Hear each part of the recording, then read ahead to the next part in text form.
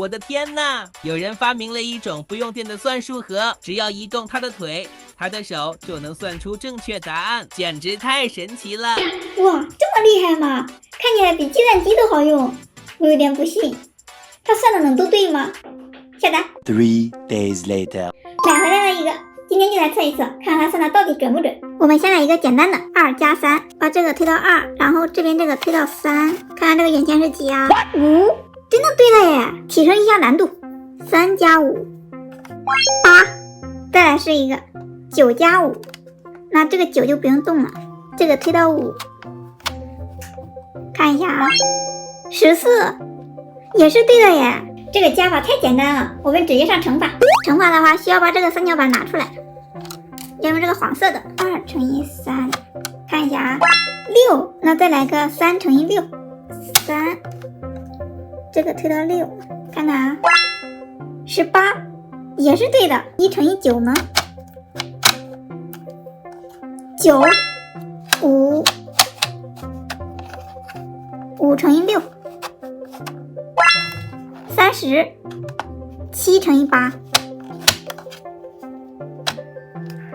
56，居然都对了，还真的挺厉害的耶，而且还挺好玩。不过我发现这个盒子还是有点问题，像这种5加5，像这种就没有办法算，5乘5也不行，只要是重叠的数字都算不出来，而且它只能算加法和乘法，减法和除法也算不了。下面我来教大家做一个加减都能用的计算器。无论是做法还是材料都很简单，准备2张卡纸，一张上面画个圆，然后把它们剪下来，用笔把它们划分成若干等份。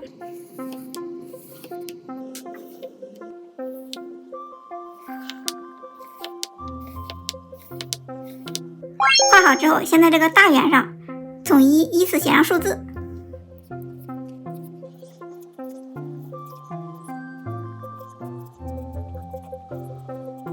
接下来在小圆上先画个箭头，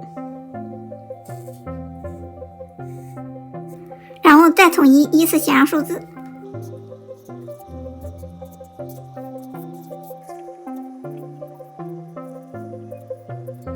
写完之后，它要比外圆的少一个数字，然后再用图钉从中间把它们穿起来，下面插个泡沫板。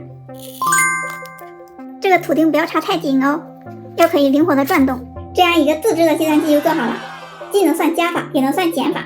我们现在随便算一个，2加3等于5，再来一个5加8，5加8 13，也是对的。再来个11加5，11加5 16。